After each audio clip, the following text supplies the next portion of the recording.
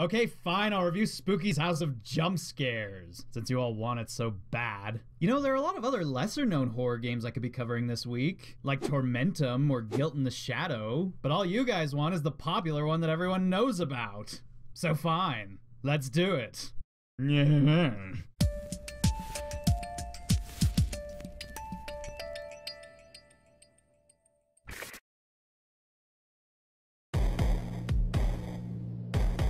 So for the past few weeks, there have been two specific horror games completely blowing up all over the internet. One of them is Five Nights at Freddy's 3, an incredibly boring game that's already come out 2 times before, and the other one is Spooky's House of Jump Scares, which you've all been asking me to review on Facebook and Twitter over and over again to no end. At first I didn't want to cover this game, partly because it's not really a hidden game anymore, and partly because of the name Spooky's House of Jump Scares.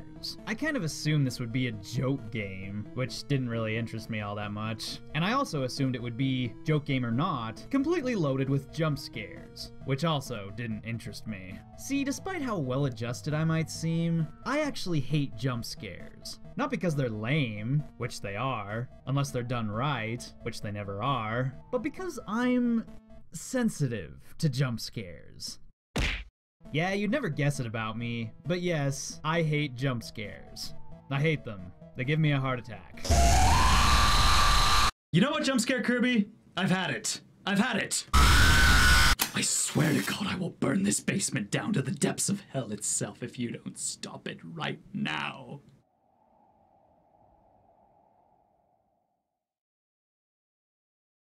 So yeah, I don't really like talking about jump scares. And I don't really like talking about games littered with jump scares, because I like to think I'm more professional than that, and I rarely even get an opportunity to praise jump scares anyway. See SCP Containment Breach. But this game, Spooky's House of Jump Scares, is actually quite different. It isn't just a bunch of jump scares. It's more than that. A lot more, actually. Let's crawl into it, shall we?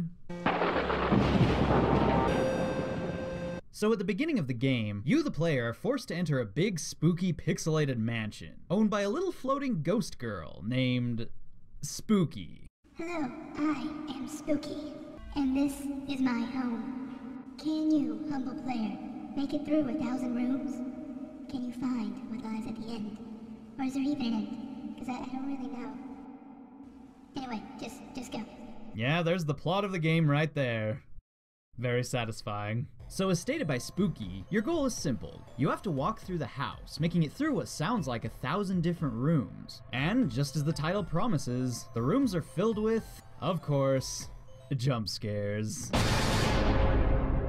The stupidest jump scares you'll ever see in your life. At first, the game seems cute. You get jump scared and then you laugh at yourself for getting jump scared, and yeah, it's just cute. But then, later on, things start to feel a bit different. The atmosphere gets weirder, creepier, and you start to feel uneasy, like you're being followed, or like something very horrible is about to happen. Oh God, what is that? It's a monster! It's a monster and he's chasing me! It's Amnesia, it's Slenderman, it's Outlast, it's everything and it's coming to get me right now! Damn you, spooky pumpkin! Yeah, Spooky's House of Jump Scares may be cute at first, but it gets a lot more intense as it goes on. As you go deeper and deeper into the mansion, things get more real and dangerous. There are countless different monsters in the game that'll chase after you and try to kill you, and they get faster and creepier as the game goes on. It's kind of like a mix of a bunch of different horror games all rolled into one, and it actually does manage to be scary. If anything, it reminds me of SCP Containment Breach, and that's not a bad thing. It's basically Containment Breach with a cute cartoony style and a quirky sense of humor, and that alone gives it an identity.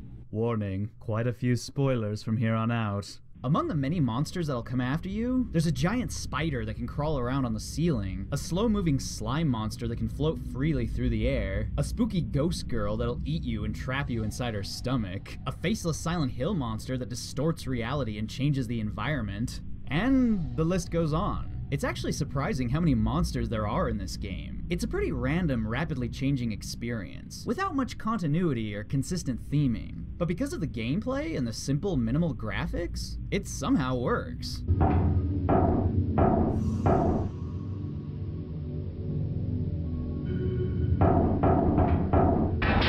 The game is incredibly simple. It's just room after room after room. You never know what the room will look like next or what'll be waiting inside it. Half the time, it feels like the game's just trolling you. One minute you'll be in an empty room with nothing out of the ordinary going on. The next minute you'll be in a big forest with killer deer monsters leaping out from the trees and trying to eat you alive. Sometimes Spooky will appear to taunt you along the way, and the stupid adorable jump scares never actually stop happening, which keeps the game feeling goofy and satirical the entire time. Oh, and let's not forget about the cute little hang in there poster. I approve. If I did have one big criticism of this game, and believe me, it's hard to even criticize a game that doesn't actually take itself seriously, I would say that it's a little not scary enough. I mean, don't get me wrong, this game is scary. It's totally tense, and it keeps you on the edge of your seat the entire time. But what I mean to say is, it feels like the game misses out on a lot of opportunities to be even scarier.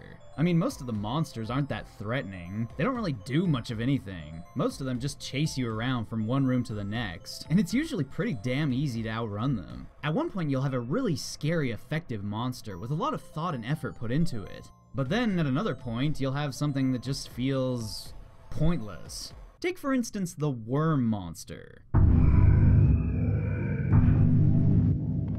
At one point in the game, you reach a sci-fi setting that'll remind you vaguely of Alien or Dead Space. In this area, you hear noises coming from the air vents, and you start to think there might be a monster lurking inside. Eventually, the game actually makes you go inside the air vents, and it's fucking terrifying.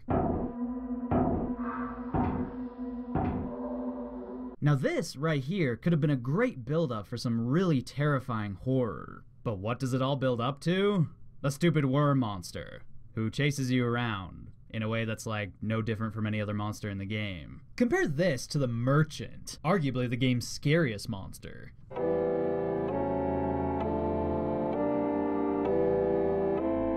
The Merchant is a walking puppet man, designed almost entirely after the happy mask salesman from The Legend of Zelda Majora's Mask. And everything about him is perfect. The idea is perfect, the concept is perfect, and his build-up is perfect. Not only is the happy mask salesman an eerie, easily child-scarring thing to base a monster on, but the area leading up to him is fitting as can be. It's all Zelda-themed, with its own Zelda visuals and Zelda dungeon-sounding music.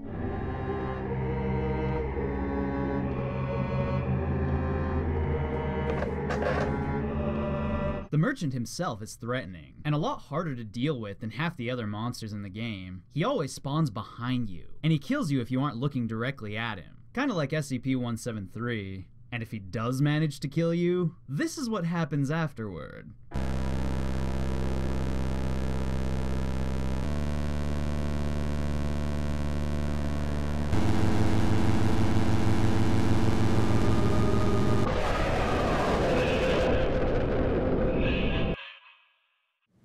Oh, will you look at that? Oh wait, you can't.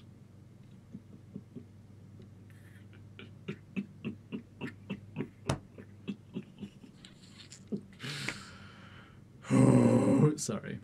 But yeah, whether some parts of this game are scary or not, at the end of the day, I still can't criticize much, because this is Spooky's House of Jump Scares. It's a cool, clever, self-aware game with a ton of personality, and that's enough to make it good. It's got charm, it's got style, and it has so many scares and surprises that it manages to stay interesting from beginning to end. If there even is an end. I guess there are a lot of other things I could mention, like the minigames, the side characters, and all the bizarre places you find deep within the game.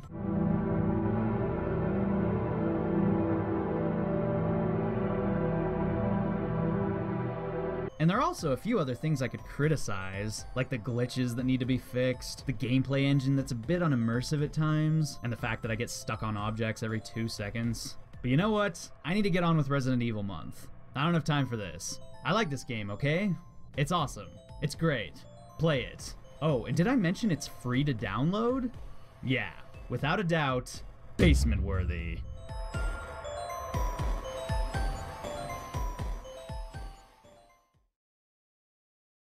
Spooky's House of Jumpscares. Like Mother always said, it's what's on the inside that counts.